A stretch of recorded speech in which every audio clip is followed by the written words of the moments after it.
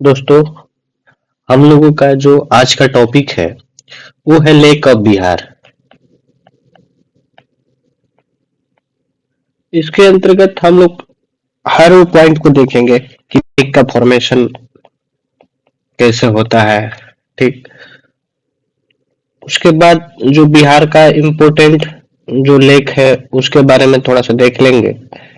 साथ ही जो lake and जो बेटलैंड है उसके बीच में डिफरेंसेस देख लेंगे। जो चौथा अपना पॉइंट होगा वो होगा कि जो बिहार के अंतर्गत जो रामसर साइट है उसके बारे में भी हम लोग समझ लेंगे। तो आइए हम लोग समझते हैं कि लेक ऑफ बिहार का क्या है। अगर बोले लेक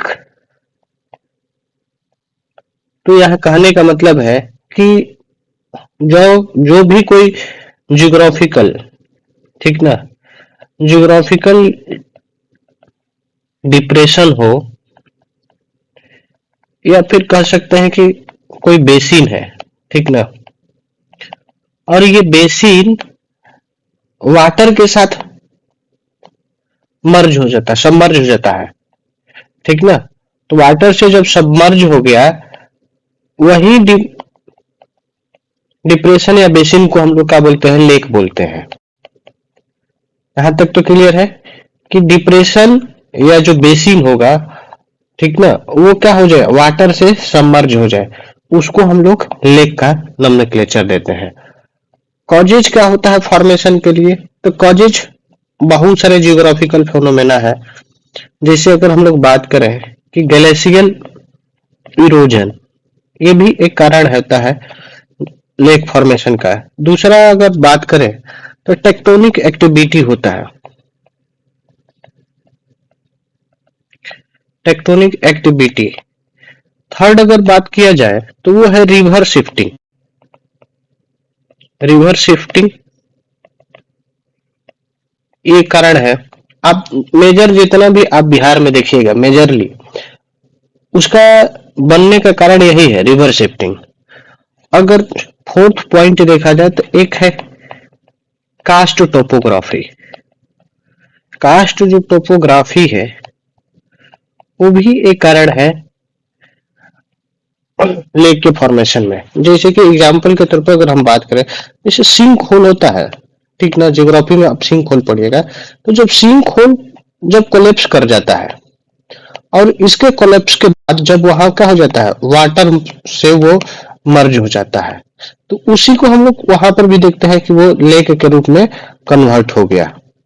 ये कास्ट टोपोग्राफी। फिफ्थ नंबर पर अगर हम लोग देखें तो कुछ है जो कि जो कॉस्मिक मटेरियल होता है, और वो कॉस्मिक मटेरियल आकर क्या कर सकता है, अर्थ के साथ ही जब टकरा जाए। जैसे कॉस्मिक के तौर पर मेटोराइट होता है, और मेटोराइट क्या करता है, जब अर्थ से क्या करे, कोलाइड हो जाता है, और उसके कोलिजन की वजह से एकदम लार्ज टाइप का डिप्रेशन बन जाता है, और इसमें जब वाटर क्या हो जाता है, वाटर पोर्ड हो जाता है। जब वाटर पोर्ड हो गया तो उसके वजह से क्या हो जाता है, उसी को हम लोग बोलते हैं कि वो लेक का फॉर्मेशन हो गया।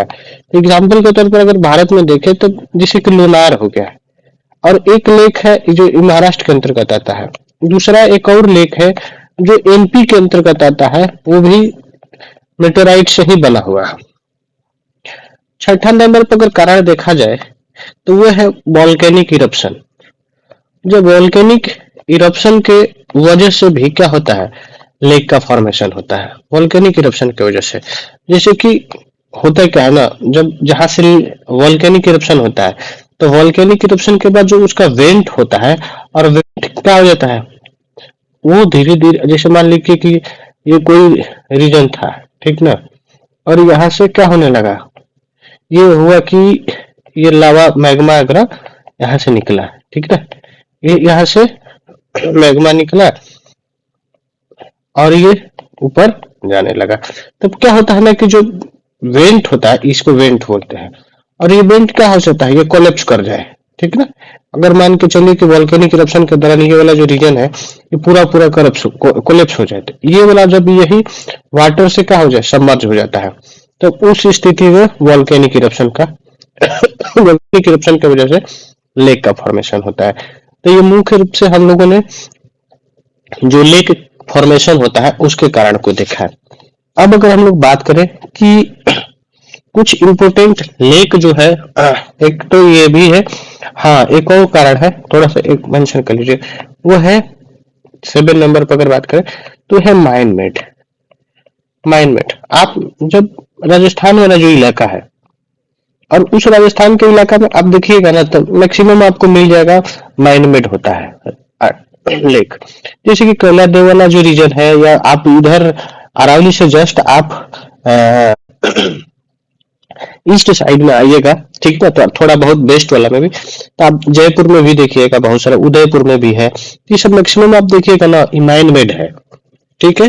तो ये कारण रहा। अब हम लोग थोड़ा सा देखते हैं बिहार के अंदर, बिहार के अंदर जो इम्पोर्टेंट है लेक है, इम्पोर्टेंट बिहार के अंदर लेक कौन कौन सा है अगर देखा जाए, ठीक ना।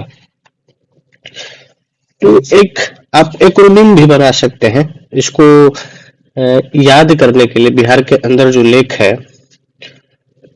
या फिर ऐसे करके हम लोग एक एक करके पहले देख लेते हैं। इम्पोर्टेंट वाला है, बाद में हम लोग देखेंगे रामसर साइट वाला। जैसे कि एक बात करते हैं, वो है कांवर लेक। कांवर लेक, और कांवर लेक कहाँ है? कांवर लेक बिहार के अंदर, ठीक ना, जो मंझौल आता है ब्लॉक, मंझौल ब्लॉक के, ये जो मंझौल ब्लॉक है ये बेगूसराय के अंदर आता है, और बेगूसराय में ये झील लोकेटेड है, ठीक ना। कौन? कांवर लेक। अगर हम लोग बात करें इसकी खासियत का है, तो खासियत ये है ना कि एशिया लार्जेस्ट, ठीक, ऑक्सबो लेक है। एशिया का सबसे लार्जेस्ट ऑक्सबो लेक है। ये सबसे बड़ा रिमेम्बरिंग पॉइंट है आपके लिए, ठीक ना। अगर बात करें यहाँ तक, दूसरी अगर बात किया जाए तो ये फेमस इसलिए है कि क्योंकि यहाँ पर बहुत सारे माइग्रेटरी बर्ड आते हैं। माइग्रेटरी जो बर्ड है वो आपको दिखाई देता है, जैसे कि central Asia region, central Asia region से ये मैक्सिमम आपको दिखाई देता है, ठीक है। एक और यही पे एडिशनल इंफॉर्मेशन ले लीजिए, हम लोग बाद में रामसर साइट तो देखेंगे। ये बिहार का 37वां, सॉरी भारत का, इंडिया का, बिहार का नहीं, ये भारत का 37वां एंड बिहार का, ठीक ना, बिहार का ये जो फर्स्ट रामसर साइट के है, ठीक है। रामसर साइट क्या होता है ये बाद में हम लोग समझेंगे कि रामसर साइट क्या है, ठीक ना। तो यहाँ तक तो आई थिंक कि ये आपको याद होना चाहिए। एक और बात बता दें, एडिशनल बात, क्योंकि ये भी पूछा जाता है कि कांवर लेक को रामसर साइट कब डिक्लेयर किया गया था, तो याद रखिएगा कि इसको 2020 के अंतर्गत रामसर साइट के अंतर्गत इंक्लूड किया गया है। तो ये रहा बिहार का पहला रामसर साइट। अगर हम लोग बात करें दूसरा इंपोर्टेंट जो झील है वो है कौन सा? मुचलिंडा लेक। मुचलिंडा, मुचलिंडा लेक, मुचलिंडा लेक का बारे में देख लेते हैं। मुचलिंडा जो लेक है ना, प्रेजेंट में जो गया सिटी है, गया सिटी, गया सिटी के जस्ट बगल में है। गया सिटी जो वो जस्ट ये कॉलेज है जो बोध गया मंदिर है, बोध गया जो मंदिर है उसी के आसपास में है। क्योंकि मान्यता ऐसी है इस मुचलिंडा लेक के बारे में कि जब महात्मा बुद्ध वहां पर इनलाइटमेंट के लिए अपना तपस्या कर रहे थे, उस समय बहुत बड़ा स्टॉर्म आया था, और उस स्टॉर्म से प्रोटेक्ट करने के लिए, ठीक ना, वहां पर जो सर्प देवता, नाग देवता जो है, नाग देवता उनको प्रोटेक्ट किए थे उसी लेक के किनारे पर, मुचलिंडा लेक के किनारे। तो इसलिए एक और बात हो जाता है कि ये इसका रिलीजियस सिग्निफिकेंस बढ़ गया।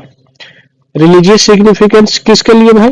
ये बुद्धिस्ट सर्किट के लिए कह सकते हैं कि ये बुद्धिस्ट जो टूरिज्म को प्रमोट करेगा, ठीक ना। तो ये एक रिलीजियस साइट के तौर पर हो जाता है।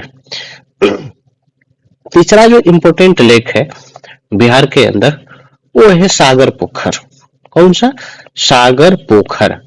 और ये सागर पोखर है कहाँ? सागर पोखर अगर बात करें तो ये है बेतिया के अंदर। कहा? बेतिया बोलने का मतलब क्या है? बेतिया बोलने का मतलब ये है वेस्ट चंपारण। ठीक ना? अच्छा, इसको बेतिया क्यों कहते हैं? क्योंकि वहां पर ना एक जो बम्बू होता है, बम्बू का एक स्पेशल वैरायटी होता है। उससे होता क्या था? उससे बेत बनाने में काम आता था। तो सबसे ज्यादा बेत बनाने के काम वहीं के बांस से यूज होता था। तो लोगों ने वहां से उसके नाम थी करने नामांकन करने लगे, और उसके बाद से वहां पर उसका नाम बेतिया पड़ गया। ठीक है, तो बेतिया में ये कौन सा है? सागर पोखर। इसके बात एक और थोड़ा सा हम लोग कर ले। इम्पोर्टेंट इसलिए है ना कि जो बिहार के अंदर आपको पता है कि बिहार का सबसे लार्जेस्ट गैदरिंग वाला जो फेस्टिवल होता है, जो लार्जेस्ट गैदरिंग का जो फेस्टिवल है, तो वो है छठ फेस्टिवल। ठीक ना? ये है छठ फेस्टिवल। और वहां पर बहुत धूमधाम से ठीक ठाक से मनाया जाता है वहां पर। ठीक ना? बहुत सारे लोग, मतलब कह सकते हैं ना कि यहाँ पर टूरिज्म के तौर पर हब बनने वाला है आने वाला फ्यूचर में। तो ये बहुत इंपॉर्टेंट लोकेशन है सागर पोखर। तीसरा का, हाँ, अब ये तो हो गया अपना सागर पोखर।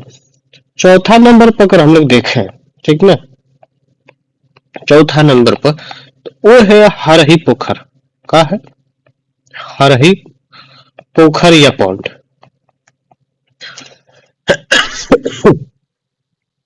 हरही पोखर या पौंड की अगर बात कर ले, इसके बारे में थोड़ा सा देख लिया जाए, तो ये जो दरभंगा है, ठीक है, दरभंगा जो स्टेशन है वहां से थोड़े से दूर से मिल जाएगा। तो ये दरभंगा में ये आपको ये दिखने को मिल जाएगा। दरभंगा के अंदर बात आ रहा है कि भाई इसका पढ़ क्यों रहे? बात है कि तीन गो छोटी छोटी जो लेक है, उस तीनों लेक को मिलाने के बाद ये हरही पौंड का निर्माण हुआ है। तो ये बहुत अच्छा, मतलब सिग्निफिकेंस है दरभंगा के अंदर। और अगर हम लोग देखें तो इसका इम्पोर्टेंस की अगर बात कर ले थोड़ा सा, तो मतलब अभी क्या है ना, दरभंगा का बहुत सारा वहां पर नेशनल और साथ ही साथ स्टेट का बहुत सारा प्रोजेक्ट, नेशनल की अगर तरफ पर बात करें तो वहां पर एम्स बन रहा है। ठीक ना? एम्स बन रहा है। साथ ही साथ वहां पर प्लेनेटेरियम, जो बिहार का दूसरा का जो गैलेक्सी का जो प्लेनेटेरियम जो होता है, जैसे इंदिरा गांधी प्लेनेटेरियम है जो पटना में, उसी तरीके से वहां पर भी तारामंडल जिसको बोलते हैं, तारामंडल वहां पर बना पड़ा है। मतलब दूसरा का बिहार का तारामंडल बना है, तारामंडल। साथ ही साथ बिहार का वहां पर एक और है, जैसे कि एयरपोर्ट, अभी नेशनल लेवल का वहां पर पोर्ट बन चुका है। तो मतलब बिहार का मैक्सिमम बड़ा बड़ा प्रोजेक्ट है। अभी बिहार सरकार भी वहां पर मेट्रो बनाने का वो प्रपोजल रखा है, जैसे कि बिहार में दरभंगा में, मुजफ्फरपुर में, फिर भागलपुर में, उसके बाद आपका गया वाला जिला में। तो इस तरीके से अभी दरभंगा जो बहुत बड़ा बड़ा लिस्ट में है, तो इसका इम्पोर्टेंस बढ़ जाता है। इम्पोर्टेंस इसलिए बढ़ जाता है क्योंकि वहां पर टूरिज्म का बड़ा पोटेंशियल है। ठीक ना? जब टूरिज्म का जब पोटेंशियल है तो कहेंगे कि भैया जब टूरिज्म है तो वहां पर ट्रेड का भी बड़ा सिग्निफिकेंस बढ़ जाता है। ठीक ना? टूरिज्म हो जाएगा, वहां ट्रेड हो जाएगा।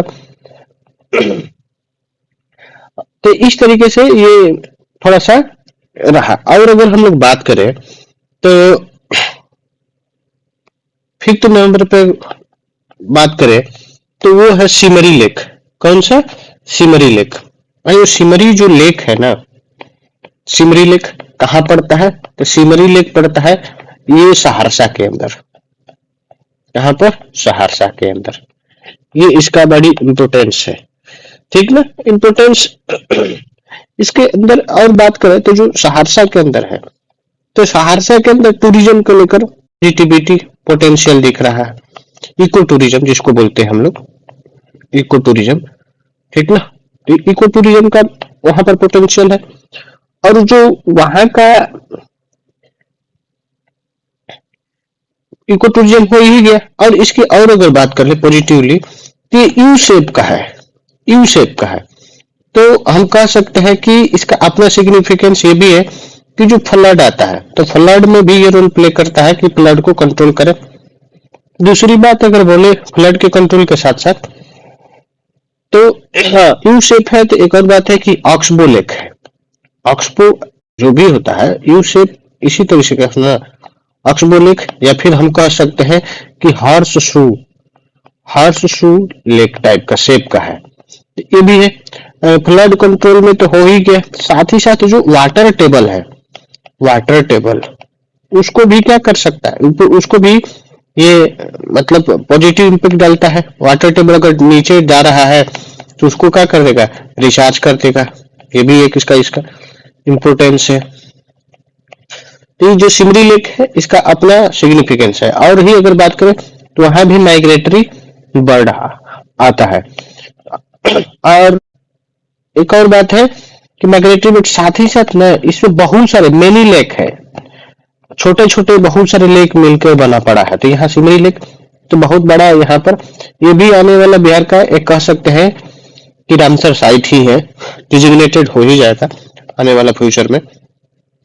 अब अगर बात करें छठा नंबर पर, तो वो है कुशेश्वर स्थान लेक। कुशेश्वर स्थान की अगर बात करें, नाम तो आई थिंक हमको लगता है कि सुना होगा। कुशेश्वर लेक जो है ये भी इम्पोर्टेंट है, इसलिए इम्पोर्टेंट है कि ये भी जो दरभंगा सिटी है ना, दरभंगा सिटी के जस्ट अंदर में है, दरभंगा सिटी के अंतर्गत। इसमें भी वही पोटेंशियल कह सकते हैं कि इसका इम्पोर्टेंस है टूरिज्म को, ठीक ना, इको टूरिज्म। साथ ही साथ ट्रेड अगर बात करें उसमें भी इम्पोर्टेंट, एम्प्लॉयमेंट जनरेशन में जब टूरिज्म होगा तो। अगर बात करें तो और जैसे फिशरी सेक्टर है तो उसको भी ये हेल्प करता है, तो ये सब कारण हो सकता है। चौथा अगर बात करें तो इको सर्विस को प्रोवाइड करता है, ठीक ना, इको सिस्टम जो होता है उसको प्रोवाइड कर, जैसे मैंने बोला कि वाटर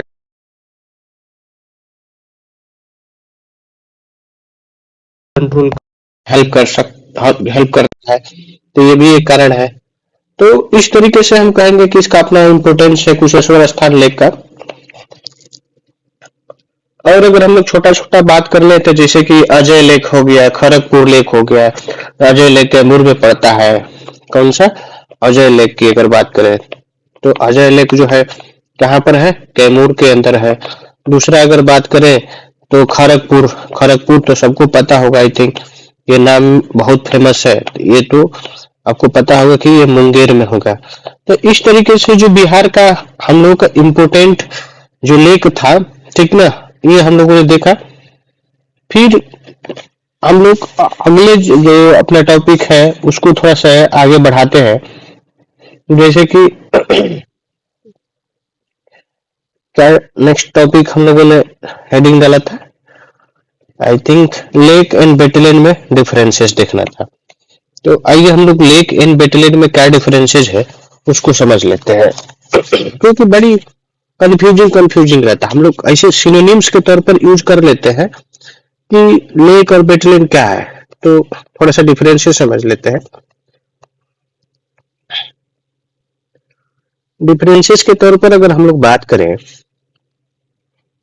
तो कुछ पैरामीटर होता है लेक को और वेटलैंड को डिफाइन करने का। तो लेक का जो पैरामीटर हो गया और वेटलैंड का जो कुछ पैरामीटर है, तो पैरामीटर क्या है कैटेगराइज करने का, तो पैरामीटर ये है,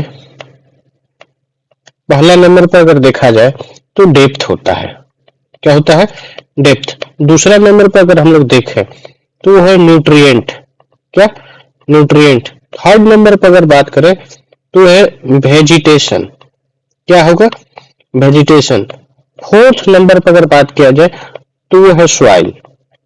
फिफ्थ वन जो कैरेक्टरिस्टिक होगा वो है बायोडाइवर्सिटी। छठा नंबर पर जो हम लोग देखते हैं वो देखते हैं नेचर। मतलब जो लेक और वेटलैंड का अंतर है, हम इन 6 पैरामीटर के विशेष बेसिस पर लेक और वेटलैंड के अंतर्गत डिफरेंशिएट करते हैं। आइए हम लोग एक एक करके समझते हैं।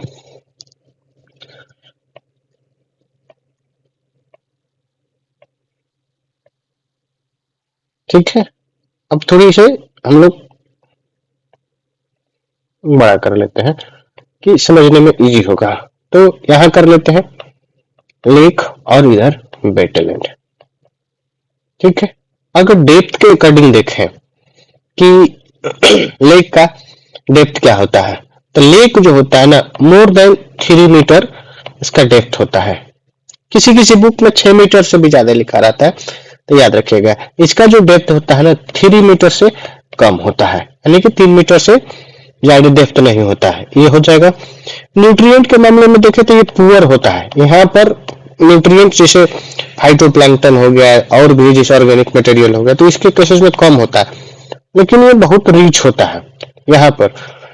अब रिच होगा तो अब सब यहाँ पुअर होगा तो वेजिटेशन क्या होगा, वेरी लेस होगा कंपेयर टू वेटलैंड।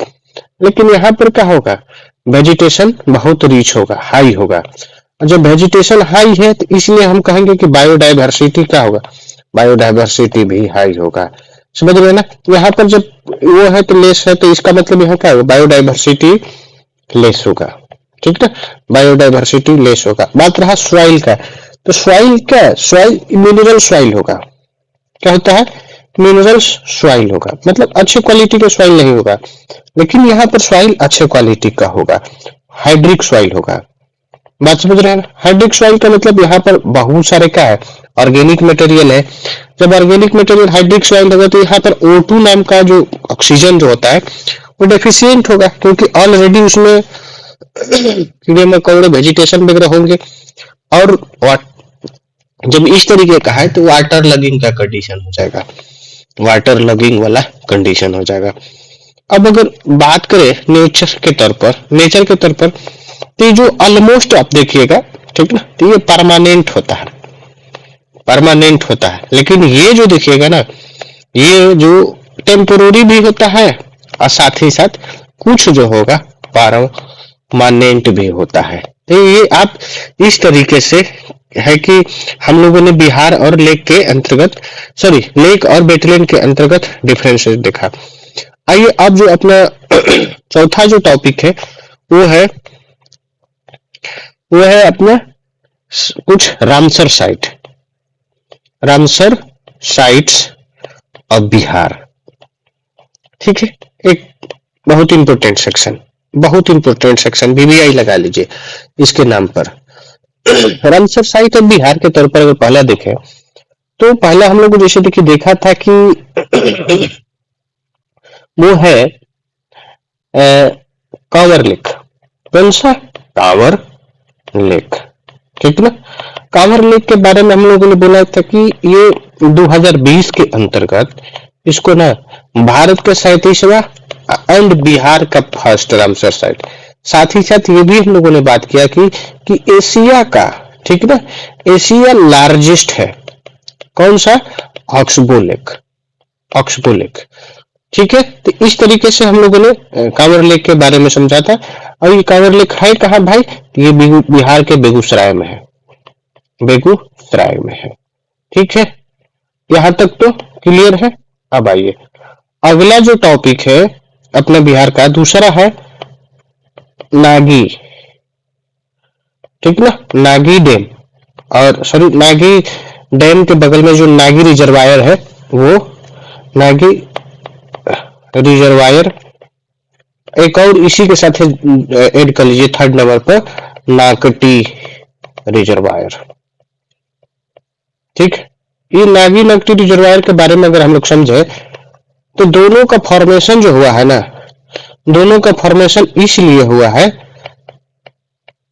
फॉर्मेशन इसलिए हुआ है क्योंकि वहां पर डैम बना है। और जब जहां डैम बनता है तो वाटर का होता है, वाटर के वजह से वाटर सबमर्ज कर जाता है उस पार्टिकुलर एरिया में, क्योंकि रुकेगा, पानी ठहरेगा तब तो आगे बढ़ेगा। और वही उसी के सबमर्जेंस की वजह से नागी नकटी को क्या किया गया है, रामसर साइट डिक्लेयर किया गया है। आई थिंक रामसर साइट के अंतर्गत नागी नकटी को 2025 के अंतर्गत, ठीक ना, 2025 के अंतर्गत इसको रामसर साइट के अंदर डिक्लेयर किया गया है। और अगर बात किया जाए कि बिहार के किस जिले के अंतर्गत आता है, तो ये बिहार के जो जमुई डिस्ट्रिक्ट है, जमुई जो डिस्ट्रिक्ट है उसके अंतर्गत आता है। और अगर बात करें जमुई डिस्ट्रिक्ट के साथ ही एक लोकेशन है झाझा, झाझा के अंतर्गत ये दोनों रामसर साइट आते हैं। तो नागी और नकटी, ठीक है, आप ध्यान में रखिएगा। थर्ड थर्ड हो गया हम लोगों का। फोर्थ जो रामसर साइट है बिहार के अंतर्गत वो है गोकुल जलाशय। कौन सा जलाशय? गोकुल लेक। और ये गोकुल लेक जो है बिहार के बक्सर डिस्ट्रिक्ट के अंतर्गत आता है, बक्सर डिस्ट्रिक्ट के अंतर्गत आता है, याद रखिएगा। साथ ही अगर हम लोग बात करें ना तो बिहार का ये भी क्या है, ऑक्सबो लेक है, ऑक्सबो लेक। क्योंकि जो गंगा नदी है, गंगा नदी के अपना पाथ को शिफ्टिंग के वजह से, शिफ्टिंग ऑफ पाथ, कौन सी नदी? तो गंगा नदी ने अपना पाथ शिफ्ट कर लिया है, जिसके वजह से गोकुल जलाशय का फॉर्मेशन हुआ है। अगर इसकी हम लोग बात करें तो रामसर साइट कब डिक्लेयर किया गया है? तो ये 2025 के अंतर्गत इसको भी डिक्लेयर किया गया है। ठीक है, ये अपना चौथा नंबर। फिफ्थ नंबर अगर बात करें रामसर साइट का बिहार का, तो वो है उदयपुर जलाशय। उदयपुर जलाशय, उदयपुर जो झील है। अच्छा, आप एक बात, ये एक उदयपुर राजस्थान के अंतर्गत है और वहां पर भी उदयपुर झील है, ठीक। तो ये जो उदयपुर जो झील है ये बिहार के अंतर्गत उदयपुर वेस्ट चंपारण के अंतर्गत आता है, वेस्ट चंपारण के अंदर आता है। क्योंकि उदयपुर में एक उदयपुर, ठीक ना, वाइल्ड लाइफ सेंचुरी है, ठीक, उसके अंतर्गत ये रीजन आता है, ठीक। और वेस्ट चंपारण के अंतर्गत आता है। हम लोगों ने बात की कि ये रामसर साइट, जैसे कि गोकुल जलाशय और ये उदयपुर, दोनों को साथ में ही डिक्लेयर किया गया था। तो 2025 में ही सितंबर के आसपास में इसको रामसर साइट के अंतर्गत इंक्लूड किया गया था, ठीक है। बात कर रहे थे तो इसका भी, जैसे कि गोकुल जलाशय है और ये उदयपुर है, तो इसका भी दोनों का क्या है, हॉर्सशू टाइप का शेप है, ऑक्सबो लेक है, ठीक ना। तो ये आप थोड़ा सा मतलब क्लैरिटी के साथ रखिएगा इसका। अब अगर हम लोग बात करें पांचवा, फिफ्थ नंबर हो गया, तो छठा नंबर पर जो अपने पास जो जलाशय है वो है गोगा बिल। कौन सा? गोगा बिल, घोघा बिल रिजर्वायर या जलाशय, ऐसे करके याद रखिएगा। तो घोघा बिल जो बिहार का, एक और इसमें एडिशनल बात है कि बिहार का फर्स्ट जो कम्युनिटी रिजर्व होता है, तो वो फर्स्ट कम्युनिटी रिजर्व भी है, बिहार का फर्स्ट कम्युनिटी रिजर्व। और अगर बात किया जाए लेटेस्ट में, रिसेंट में, ठीक है, ये भी 2025 के अंदर, 2025 में ही इसको रामसर साइट के अंतर्गत इसको डिक्लेयर किया है। कम्युनिटी रिजर्व की अगर बात करें तो जहां पर होता क्या है कि गवर्नमेंट प्लस वहां का जो कम्युनिटी है, ठीक ना, दोनों उसको प्रिजर्व करने में पार्टिसिपेट होता है, तो उसी को हम लोग बोलते हैं कम्युनिटी रिजर्व, ठीक ना। ये होता है कम्युनिटी रिजर्व। तो गोगा बिल हो गया, रामसर साइट भी हम लोगों ने समझा कि ये क्या है। अगर एक इसका ही बात करें तो ये भी क्या है, ऑक्सबो लेक है, ऑक्सबो लेक। ये जो फॉर्मेशन किसके द्वारा हुआ है? तो फॉर्मेशन बाई जो वहां पर महानंदा रिवर है, उस महानंदा रिवर के वजह से इसका फॉर्मेशन हुआ है, घोघा बिल जलाशय का। अगर और बात करें तो बिहार के अंदर ये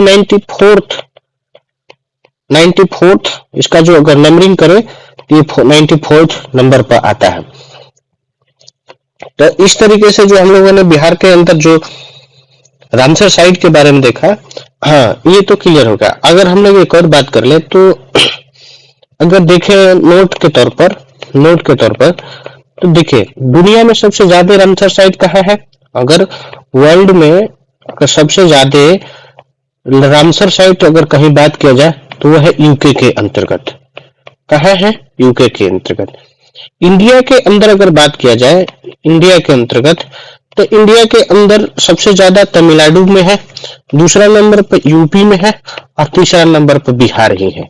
तो ये एक बड़ी चीज है कि third largest Ramsar site Bihar में है इंडिया के अंतर्गत, ठीक है। क्योंकि यहाँ पर 6 रामसर साइट है, आई थिंक यहाँ पर 18 है और यहाँ पर शायद 3 प्लस है, कुछ ऐसे करके फिगर है। तो आप इस तरीके से इसको याद रखिएगा कि कहाँ पर क्या है रामसर साइट के बारे में थोड़ा सा। तो हम लोगों ने रामसर साइट के बारे में और वेटलैंड देखा, साथ ही साथ हम लोगों ने जो बिहार के अंदर इम्पोर्टेंट लेक्स है उसको देखा। आइए हम लोग अपने नेक्स्ट वीडियो में नेक्स्ट टॉपिक के साथ मिलते हैं। यहाँ तक के लिए आपको धन्यवाद।